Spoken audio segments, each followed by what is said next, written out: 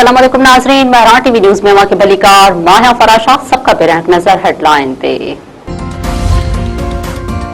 अमरीकी नायब सदर पारा ईरान सां अॼु दोहा में ॻाल्हियूं थियण जी दावा। जेडी वेंस चयो आहे त वाशिंगटन में तेहरान विच में टेक्निकल सतह ते राब्ता ऐं ॻाल्हियूं जारी आहिनि, जिन जो मक़सद अॻ में तइ थियल मामलनि खे अॻिते वधाइण आहे।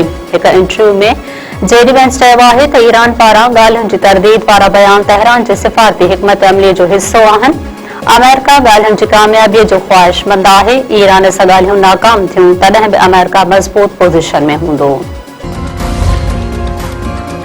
ईरान मक़ामती याददाश्त ते अमल दरामद ताईं अमेरिका सां ॻाल्हियुनि खां इनकार करे छॾियो। ईरानी स्पीकर मोहम्मद बाकर कालिबाफ चयो आहे त मक़ामती याददाश्त जी अहम शक़नि ते अमल दरामद ताईं ॻाल्हियूं न थींदियूं। ईरान तरफ़ां जारी मुलाक़ातुनि जो मक़सद MOU तहत कयल वाइदनि ते अमल दरामद यकीनी बणाइण आहे। पंहिंजे बयान में मोहम्मद बाकर कालिबाफ वधीक चयो आहे त हुर्मुज़ में पंहिंजे हक़ ते का बि सौदेबाज़ी न कंदासीं। हुर्मुज़ ते ख़ुदि मुख़्तारी ईरान ऐं अमान जी आहे। हुर्मुज़ में सामूंडी अचवञ ईरान जे इंतज़ाम तहत थींदी।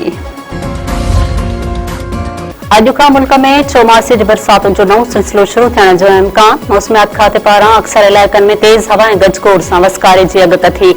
पंजाब, KPK, कश्मीर ऐं गिलगित बल्तिस्तान में बरसात पवंदी। मौसमियात खाते जो चवणु आहे त सिंध जे मुख़्तलिफ़ इलाइक़नि में पिणु 4 जुलाई ताईं बरसात जो इम्कान। पाकिस्तान भारत जे 29 जून वारे बयान खे रद्द करे छॾियो। परॾेही खाते जो तर्जुमान ताहिर इंद्राबी चयो आहे त भारत जे परॾेही वज़ारत जो बयान बेबुनियाद ऐं हक़ीक़तुनि खां उबतड़ आहे।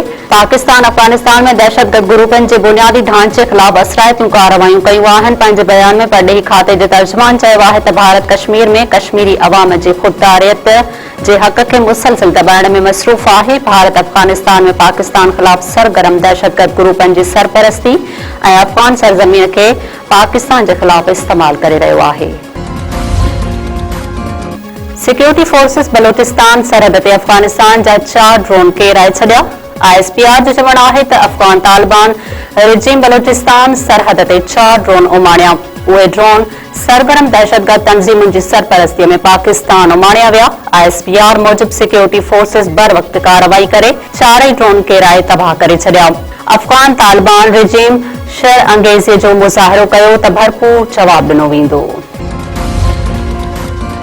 वॾे वज़ीर मुराद अली शाह चयो आहे त इस्लामाबाद में बि बल्दियाती चूंडूं नाहिनि थियूं। सिंध जे मकानी निज़ाम ते ॻाल्हाईंदड़नि पहिरियां पंहिंजे सूबे में बल्दियाती चूंडूं कराइनि। जिते मकानी निज़ाम ई नाहे उहे ठहराव पास करे रहिया आहिनि। असीं त चवंदा रहिया आहियूं त सिंध में बल्दियाती निज़ाम में बहितरी थियणु घुर्जे। कराची में Google Gemini for education corner जे इफ़्तिताही तक़रीब खे ख़िताब कंदे वॾे वज़ीर चयो आहे त असां रुॻो हिकु सहूलियत फराहम नथा करियूं पर नौजवाननि लाइ मुस्तक़बिल जा नवां दरवाज़ा खोले रहिया आहियूं। सिंध जे नौजवाननि खे मस्नूई ज़हानत जी तेज़ीअ सां बदिलजंदड़ दुनिया लाइ तयारु करणु असांजी तरजीह आहे। कराची में हथियारबंदनि जो पीपल्स पार्टी ऑफिस ते हमिलो। UC चेयरमैन क़त्ल। औरंगी टाउन में हथियारबंदनि जी फायरिंग में UC 20 जून चेयरमैन फैसल अब्बासी मारिजी वियो। 2 ॼणा ज़ख़्मी।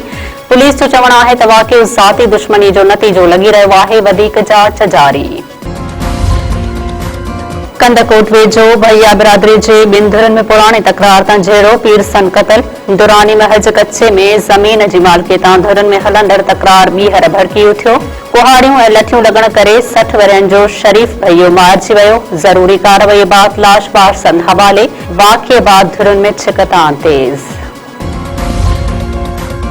चंबड़ वेझो घर अंदर औरत करंट लॻण करे फौत। ॻोठ फरीद कोसो में 3 ॿारनि जी माउ 26 वरियनि जी साजिदा कोसो करंट लॻण करे मौक़े ते फौत।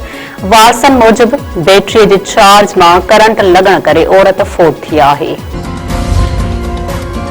शहदादपुर मां मैट्रिक जी शागिर्दियाणी मुबैना तौर अगवा। सवाई रोड वासे जामन दासन लोहाणो जे 17 वरियनि जी धीअ गोरी घर मां ओचितो लापता। वारसनि ऐं हिंदू पंचायत जो थाणे आॾो एहतजाज। न्याणीअ जी बाज़ियाबीअ जो मुतालबो।